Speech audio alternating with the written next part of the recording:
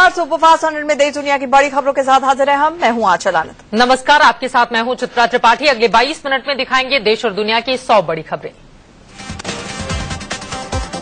शुरुआत करेंगे कश्मीर में। प्रधानमंत्री नरेंद्र मोदी ने पाकिस्तान पर दिया है बड़ा बयान। लेह में भारतीय जवानों को संबोधित करते हुए मोदी ने कहा कि पाकिस्तान लगातार भारत के खिलाफ छद्म युद्ध चला रहा है और आतंकवाद को बढ़ावा दे रहा है।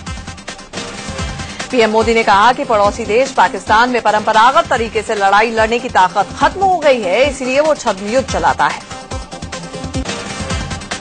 लेह में भारतीय जवानों को संबोधित करते हुए पीएम नरेंद्र मोदी ने सेना के आधुनिकीकरण पर जोर दिया। उन्होंने कहा कि सैनिकों को बेहतर और आधुनिक हथियारों से लैस किया जाएगा। उन्होंने राष्ट्रीय युद्ध स्मारक बनाने की भी बात की।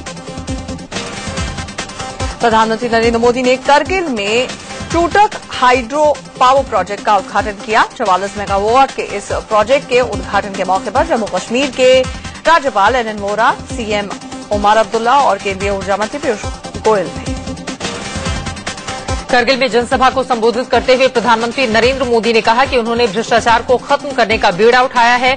मोदी ने कहा कि ना तो मैं खाऊंगा और न ही खाने दूंगा। भ्रष्टाचार ने हमें तबाह करके रखा है। भाइयों बहनों, मैंने बीड़ा उठाया है और मेरा तो मंत्र रहा है, न खाऊंगा न खाने दूंगा। करगिल में पीएम मोदी ने कहा कि वो उस पुरानी मान्यता को बदलना चाहते हैं जिसमें कहा जाता है कि पानी और जवानी पहाड़ के काम नहीं आते। पहले भले पानी और जवानी पहाड़ के काम न आती हो, हम ऐसी स्थिति पैदा करना चाहते हैं पानी भी पहाड़ के काम आए, जवानी भी पहाड़ के काम आए। इससे पहले प्रधानमंत्री नरेंद्र मोदी ने लेह में बिजली ट्रांसमिशन लाइन की आधारशिला रखी। उन्होंने 330 किलोमीटर लंबी लेह करगिल श्रीनगर बिजली डिस्ट्रीब्यूशन लाइन का शिलान्यास किया। पीएम नरेंद्र मोदी ने यह भी ऐलान किया कि जम्मू कश्मीर में 4 सड़कों के निर्माण के लिए 8,000 करोड़ रुपए केंद्र सरकार की। ये 8,000 करोड़ रुपए का अतिरिक्त खर्च करके भी जम्मू कश्मीर को 4 बड़े महत्वपूर्ण रोड कनेक्टिविटी बने, उसके लिए हम जरूर काम करेंगे। प्रधानमंत्री नरेंद्र मोदी ने 60 करोड़ के कर्ज माफी का तोहफा भी जम्मू कश्मीर को दिया। फूड कॉरपोरेशन ऑफ इंडिया का कश्मीर पर यह ब्याज बकाया था, जिसे माफ करने का ऐलान नरेंद्र मोदी ने जरूर काम करेंगे। प्रधानमंत्री नरेंद्र मोदी ने 60 करोड़ के कर्ज माफी का तोहफा भी जम्मू कश्मीर को दिया। फूड कॉरपोरेशन ऑफ इंडिया का कश्मीर पर यह ब्याज बकाया था, जिसे माफ करने का ऐलान नरेंद्र मोदी ने किया। भारत सरकार 60 करोड़ रुपए मांगती थी, जम्मू कश्मीर सरकार कहती थी भाई अब ये बहुत हो गया, हम नहीं दे पाएंगे, छोड़ दीजिए। वे 60 करोड़ रुपया भारत सरकार माफ कर देती है। लेह में पीएम मोदी ने अपने भाषण में कहा कि उन्हें लोगों से जो प्यार मिला है उसे वो सूद समेत लौटाएंगे। आपने मुझे जितना प्यार दिया है, जितना सम्मान दिया है, ये कर्ज मैं चुकाऊंगा, ब्याज समेत चुकाऊंगा।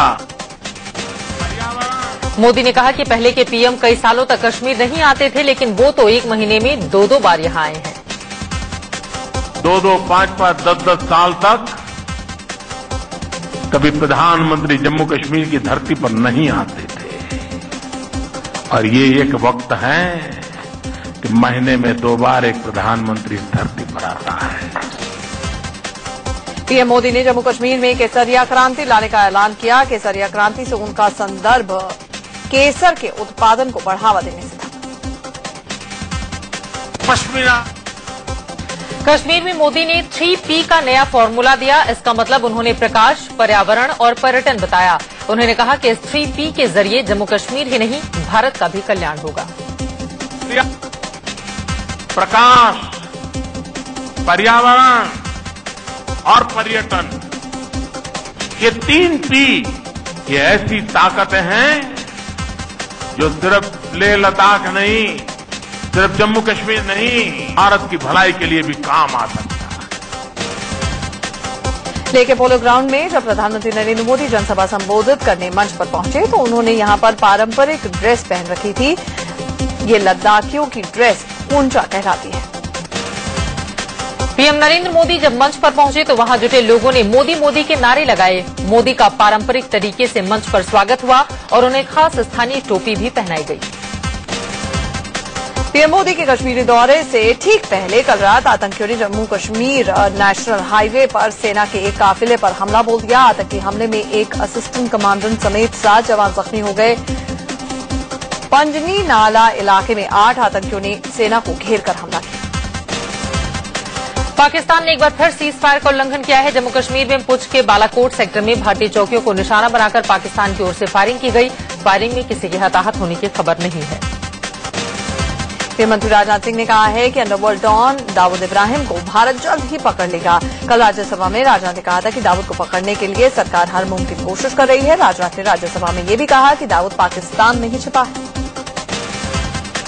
गृहमंत्री राजनाथ सिंह ने राज्यसभा में कहा कि दाऊद इब्राहिम को गिरफ्तार करने के लिए सरकार पाकिस्तान पर भी दबाव बनाएगी। राजनाथ ने कहा कि दाऊद को पकड़ने की यूपीए सरकार ने भी कोशिश की थी और हम भी कर रहे हैं।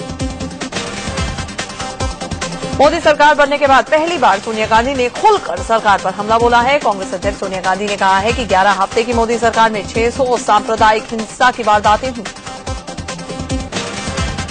केरल में प्रदेश कांग्रेस के अधिवेशन को संबोधित करते हुए सोनिया गांधी ने सांप्रदायिक हिंसा को लेकर मोदी सरकार को जमकर निशाने पर लिया। सोनिया ने कहा कि यूपीए के शासनकाल में शायद ही कोई हिंसा हुई हो। भारत रत्न पर सरकार के मंत्रियों के अलग अलग सुर सुनाई पड़ने लगे हैं। गृह राज्य मंत्री किरण रिजिजू ने कहा है कि मेजर ध्यानचंद का नाम भारत रत्न के लिए पीएमओ को भेजा गया है, लेकिन गृह मंत्री राजनाथ सिंह और संसदीय मंत्री वेंकैया नायडू इससे इनकार करते हुए नजर आए। दरअसल गृह राज्य मंत्री किरण रिजिजू के संसद में दिए लिखित जवाब के बाद मेजर ध्यानचंद को भारत रत्न देने के कयास लगने लगे थे। रिजिजू ने कहा था कि गृह मंत्रालय ने मेजर ध्यानचंद के नाम की सिफारिश पीएमओ को भेजी है, जो पीएमओ को मिल भी गई है। दिवंगत हॉकी खिलाड़ी मेजर ध्यानचंद के नाम की सिफारिश किए जाने के बाद गृह राज्य मंत्री किरण रिजिजू ने लोकसभा में एक लिखित जवाब में दी। पिछले साल भी मेजर ध्यानचंद का नाम उछला था, लेकिन ऐन वक्त पर सचिन तेंदुलकर को भारत रत्न से नवाजा गया। गृह राज्य मंत्री किरण रिजिजू ने भले ही भारत रत्न के लिए मेजर ध्यानचंद के नाम की सिफारिश की बात कही, लेकिन उनके सीनियर यानी कि गृह मंत्री राजनाथ सिंह ने 2 टूक कहा कि भारत रत्न को लेकर अभी कोई विचार नहीं हुआ है। सर बात करें अटल जी को देने की बात हो रही है, सर कब तक घोषणा हो सकती है, क्या हो सकता है?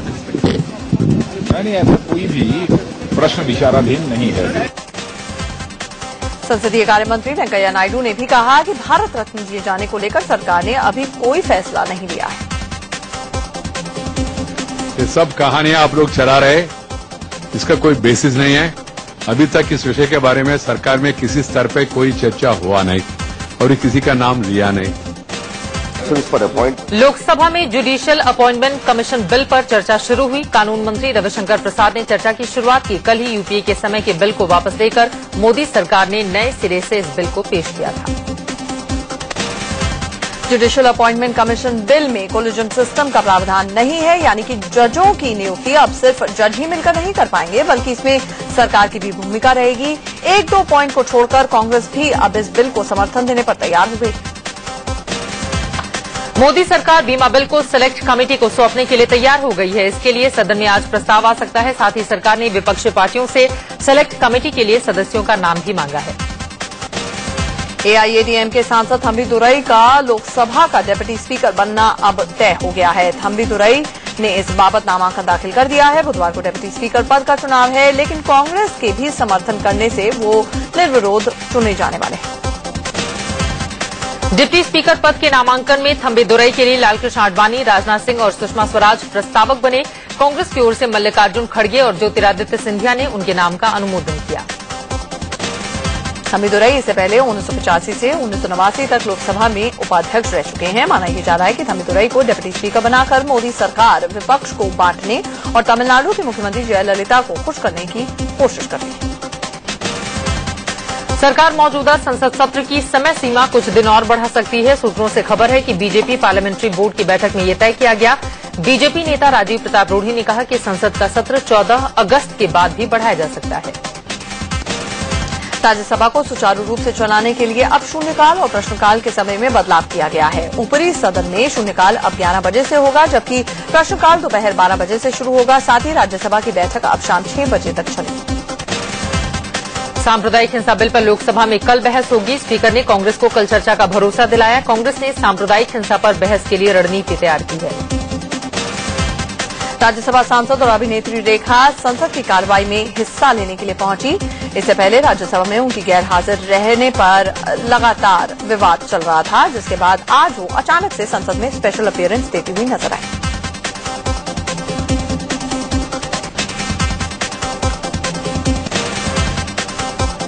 और वहीं राज्यसभा में कल हंगामे के बीच सचिन तेंदुलकर के लीव एप्लीकेशन को मंजूरी दे दी गई। सचिन ने निजी और व्यावसायिक मजबूरियों का हवाला देते हुए संसद की कार्यवाही से छुट्टी मांगी।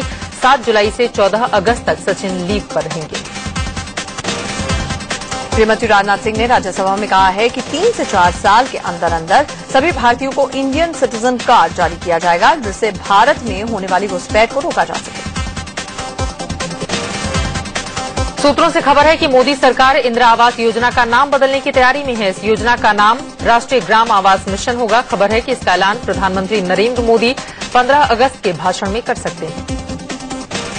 बीजेपी के नए अध्यक्ष अमित शाह जल्दी ही अपनी टीम का ऐलान करने वाले हैं। खबर यह आ रही है कि उनकी टीम में 10 महासचिव और इतने ही सचिव होंगे। सूत्रों से खबर है कि अमित शाह अरुणाचल के बीजेपी नेता तापरगांव को उपाध्यक्ष बना सकते हैं। साथ ही प्रभात झा, ओम माथुर को भी अमित शाह की टीम में उपाध्यक्ष का पद मिल सकता है। बीजेपी अध्यक्ष पद की दौड़ में रहे जेपी नड्डा को भी अमित शाह महासचिव बना सकते हैं। आरएसएस से बीजेपी में आए राम माधव और राजीव प्रताप रूडी को भी अमित शाह अपनी टीम में महासचिव का दर्जा दे सकते हैं।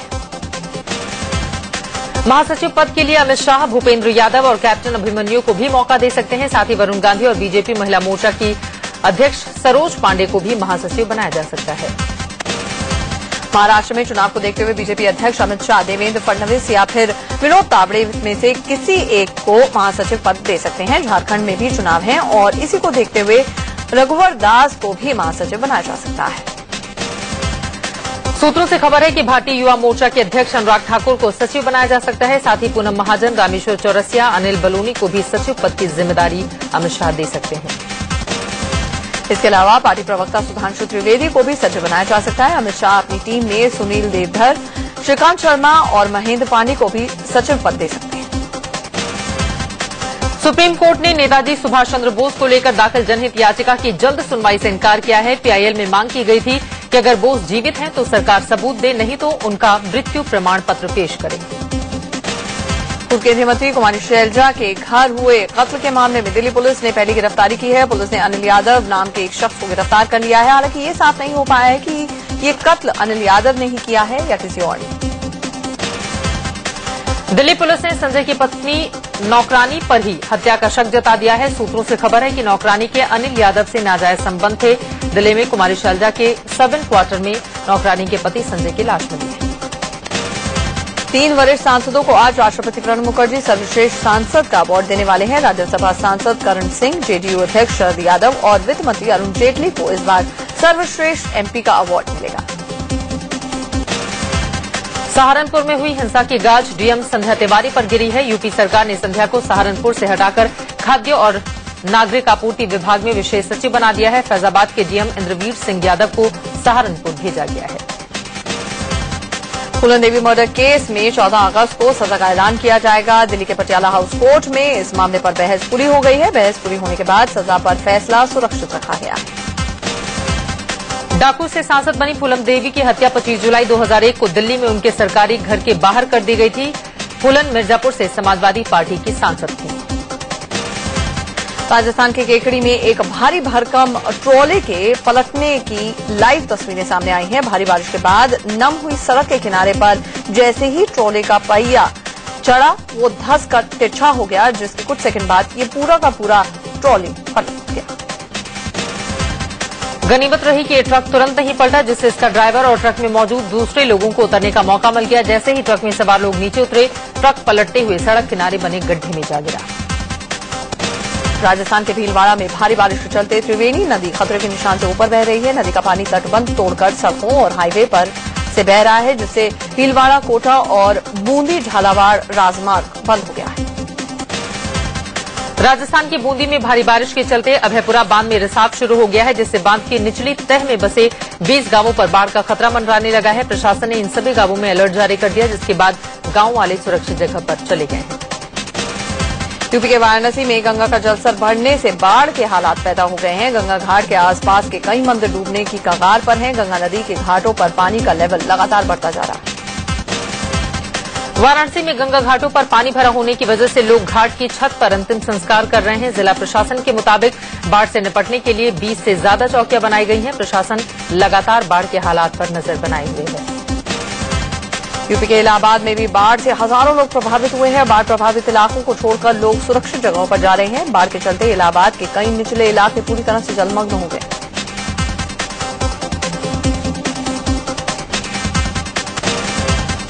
बाढ़ ने लोगों की मुश्किलें बढ़ा दी हैं। रहने खाने पीने का संकट गहराने लगा है। प्रशासन की ओर से अब तक कोई ठोस कदम नहीं उठाए गए हैं। इलाहाबाद में गंगा का जलस्तर बढ़ने से उसका पानी शहर से जुड़े झुंसी इलाके की सड़कों पर आ गया है। सड़कों और खेतों में नाव चल रही है। लोगों का आना जाना मुश्किल हो गया। यूपी के गाजीपुर में भी गंगा के जलस्तर में बढ़ोतरी जारी है। हर घंटे 2 सेंटीमीटर जलस्तर बढ़ रहा है। तटीय इलाके पूरी तरह गंगा में डूब चुके हैं। अब गंगा का पानी शहर में घुसने का खतरा पैदा हो गया है। खतरे के निशान से थोड़ा ही नीचे गंगा रह गई, लिहाजा प्रशासन ने अलर्ट जारी कर दिया है। ओडिशा में बाढ़ के चलते 450 से ज्यादा परिवारों के 20,000 लोग पलायन के लिए मजबूर हो गए हैं। कुछ परिवार अभी भी बाढ़ग्रस्त इलाकों में ही फंसे हुए हैं, जिन तक राहत सामग्री पहुंचाई जा रही है। ब्रेक के बाद आपका स्वागत है। एक बार फिर से सुपरफास्ट 100 में खबरों के सिलसिले की शुरुआत करते हैं। महंगाई की मार से जूझ रहे लोगों को पेट्रोल के मोर्चे पर राहत मिल सकती है। सूत्रों से खबर यह है कि 14 अगस्त की रात से पेट्रोल के दाम ₹2.5 कम हो सकते हैं। अंतर्राष्ट्रीय बाजार में कच्चे तेल की कीमत में गिरावट आने को इसकी वजह माना जा रहा है। इलाहाबाद में कांग्रेस कार्यकर्ताओं ने बाबा रामदेव के खिलाफ प्रदर्शन किया है। कांग्रेसियों ने कहा कि मोदी सरकार आने पर काला धन वापस लाने का दावा करने वाले बाबा रामदेव कहां हैं। उन्होंने कहा था कि रामदेव का पता बताने वाले को टमाटर इनाम दिए जाएंगे। दिल्ली में चुनाव से पहले कांग्रेस अपना वोट बैंक मजबूत करने के लिए हर तरह के हथकंडे अपना रही है। प्लास्टिक कारोबार पर संकट के मुद्दे को लेकर कांग्रेसियों ने उपराज्यपाल के घर के बाहर प्रदर्शन किया। दिल्ली के जंतर मंतर पर सैकड़ों किसानों ने सरकार के खिलाफ प्रदर्शन किया है। ये किसान भूमि अधिग्रहण बिल में सरकार के प्रस्ताव का विरोध कर रहे हैं। कोलकाता में जिंदल हाउस में आग लगने से हड़कंप मच गया। आग इमारत के बेसमेंट में लगी, जिसके बाद चारों तरफ धुआं हो गया। आग बुझाने में दमकल कर्मियों के पसीने छूट गए। आग से बड़े नुकसान की आशंका जताई जा रही है। मध्य प्रदेश के राजगढ़ में 2 मंजिला मकान अचानक से भरभरा कर गिर गया। रात को हुए इस हादसे में एक शख्स की मौत हो गई, जबकि 4 घायल हुए। राजगढ़ के सूरजपोल इलाके में हुए इस हादसे के बाद प्रशासन को सूचना दी गई, लेकिन नगरपालिका के पास जेसीबी मशीन उपलब्ध नहीं थी। बाद में लोगों ने खुद ही मलबे को हटाने का काम शुरू किया। दिल्ली के हरिनगर इलाके में पेड़ से लटकी लाश मिलने से हड़कंप मच गया। यहां पर झील वाला पार्क में एक पेड़ पर युवक की लाश लटकी हुई थी। शिनाख्त अभी तक इस शव की नहीं हो पाई। दिल्ली के गीता कॉलोनी इलाके में एक शख्स ने 1500 रुपए के लिए अपनी पत्नी को मौत के घाट उतार दिया। बताया जा रहा है हिसाब में 1500 रुपए की गड़बड़ी पर पति पत्नी के बीच झगड़ा हुआ था।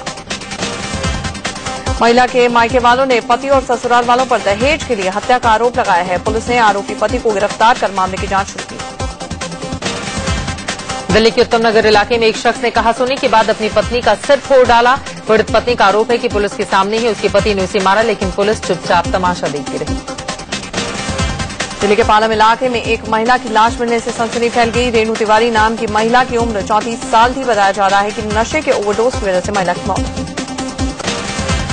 दिल्ली के रणजीत नगर इलाके में देर रात 2 गुटों के बीच जबरदस्त भिड़ंत हो गई। दोनों ओर से जमकर पत्थरबाजी हुई। लोगों को शांत करने पहुंचे पुलिस पर भी लोगों ने पथराव कर दिया। पत्थरबाजी में 5 पुलिस वाले जख्मी हो गए। दरअसल कठपुतली कॉलोनी के 2 बच्चों की 2-3 दिन पहले ही पिटाई की गई थी। उसी का बदला लेने के लिए वहां पर लोगों ने एक दूसरे गुट पर ही हमला बोल दिया। 3 घंटे तक लगातार हंगामा होता रहा। दिल्ली से सटे गुड़गांव में 2 सगी नाबालिग बहनों से गैंगरेप का सनसनीखेज मामला सामने आया है। 4 लड़कों पर गैंगरेप का आरोप है। पुलिस ने चारों आरोपियों को हिरासत में ले लिया है। असम के लखीमपुर में 6 साल की मासूम बच्ची से गैंगरेप का सनसनीखेज मामला सामने आया है। 2 लड़कों पर गैंगरेप का आरोप है, जिनमें से एक को पुलिस ने गिरफ्तार किया। यूपी के बागपत में पुलिस की वर्दी में आए बदमाशों ने घर में घुसकर 2 लोगों को मौत के घाट उतार दिया। पुलिस के मुताबिक पुरानी रंजिश में बदमाशों ने हत्या की वारदात को अंजाम दिया। गाजियाबाद के इंदिरापुरम में विदेश भेजने के नाम पर ठगी का मामला सामने आया है। विदेश में नौकरी दिलाने के नाम पर एक कंपनी ने कई नौजवानों को 50-50 हजार रुपए के साथ उनका पासपोर्ट जमा करवा लिया।